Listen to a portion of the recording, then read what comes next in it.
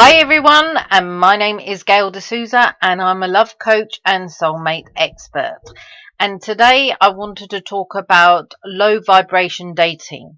Now, this comes in many different shapes and forms, so I'm going to go through some examples to just give you a guidance. Now, if, for example, you enter into a relationship where that person is still married with kids, that is deemed as a low vibration dating scenario. You're effectively entering to someone who is committed in a marriage with children, and then you're pulling them from that relationship, that livelihood. The fact that you've entered into that is a low vibration, because if they really wanted to be with you and if you were meant to be together, they would have made their own individual choice to separate from that marriage before even entering into yours. They would have honored their partners, their wives and children, and then started dating you. The mere fact that they've dishonored their family, and in theory, if you look carefully, they've dishonored you, you've entered into this low vibration. And more often, the findings is that people who have separated from this relationship after the long haul of it, where they've been with someone for many years, is they wish they didn't really do it. It was just a bit of fun when they entered into that relationship, but then when it went so far, they entered into the next relationship.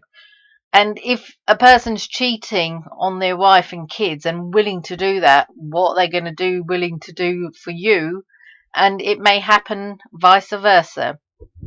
So that's a low level vibration dating.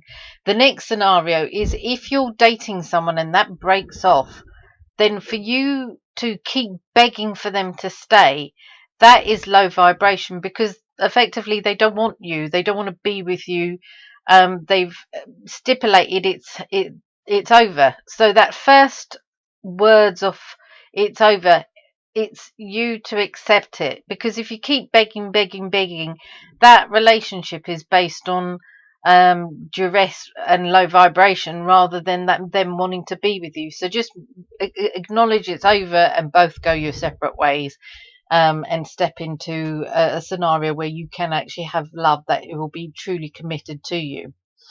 Then if you go dating and the person is still wittering on about their ex, they haven't left that relationship, and it's just they need to do their whatever form of closure. And if you are that person who keeps talking about the ex, I'm sorry, it's boring. A person who's going on a date wants to know about you, to connect with you, get to learn, to see if you are compatible, not to bring in the third wheel of an ex into the discussions. And especially if they're paying for you, why would you want to pay for someone to talk about their ex? Think about it. Then another thing is low vibration is when it's based on the just sex level. It's just talking about sex. It's about entering into just sex situations. This is not giving you a point to connect. Even if you're in the sex industry, the porn industry, sex industry, that effectively can be in a low level vibration if you're not really connecting and getting to know a person on other realms, other subject matters. And in this world, we've got so much to learn from one another and share an experience. But if you just keep it at a sex level, it's very low vibration.